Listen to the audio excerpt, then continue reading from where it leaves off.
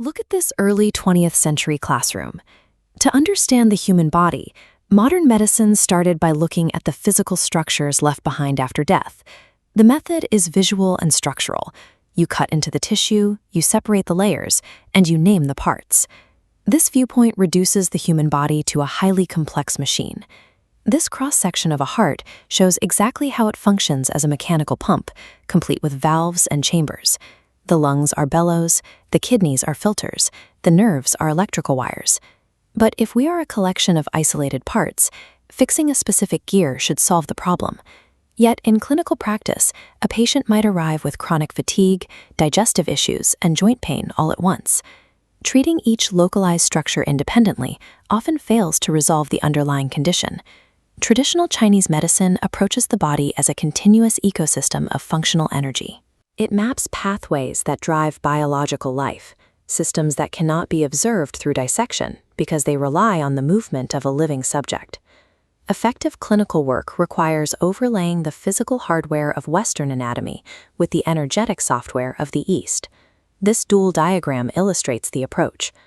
Mastery requires holding two realities at once, seeing the specific, tangible tissue, and simultaneously understanding its energetic function. Let's apply this overlay to specific systems. In Western anatomy, the circulatory network is a physical transport system. The heart pushes oxygen and nutrients through the arteries and veins, delivering fuel to the cells. In the TCM model, blood, or xue, serves a psychological purpose as well as a biological one. It carries nutrients, but it also anchors human consciousness. When blood flow is weak, a patient might experience cold hands, but they also experience anxiety because the mind has lost its physical tether. The nervous system provides another translation. The brain, spinal cord, and peripheral nerves act as a communication network, sending electrical pain signals from a stubbed toe or triggering an automatic reflex. Those radiating nerve pathways mirror the flow of qi, the vital energy that drives cellular function. And at the top of that system, TCM views the brain not as a standalone computer, but as the sea of marrow, a deep reservoir tied to the body's baseline vitality. Then we look at the major internal organs.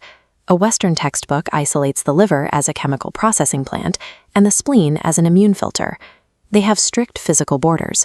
The TCM equivalent is the Zang-Fu system, where organs are functional networks rather than discrete objects.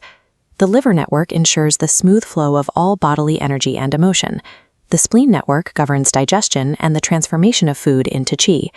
Western anatomy defines where the organ sits in the abdomen.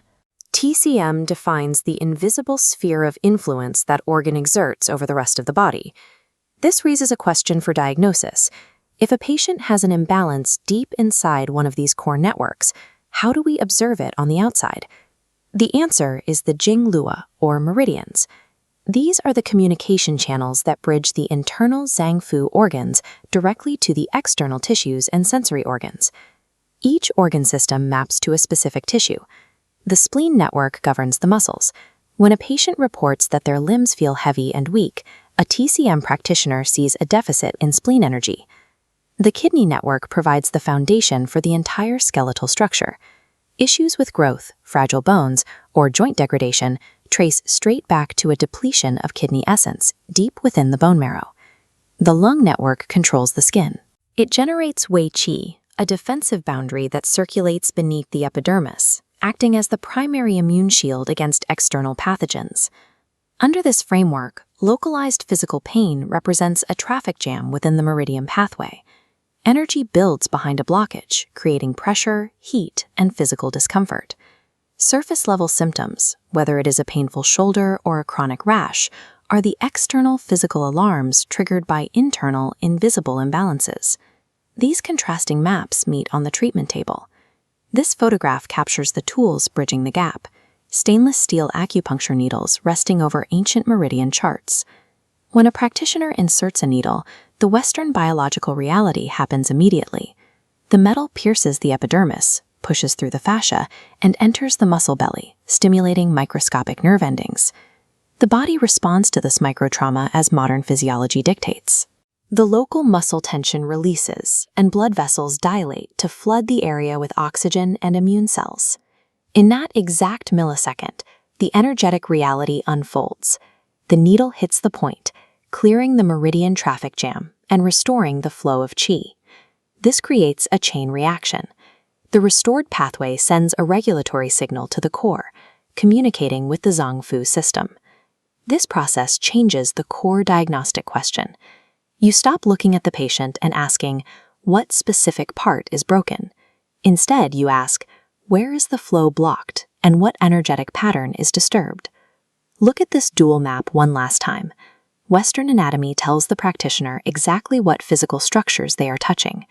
TCM reveals the invisible ecosystem they are changing.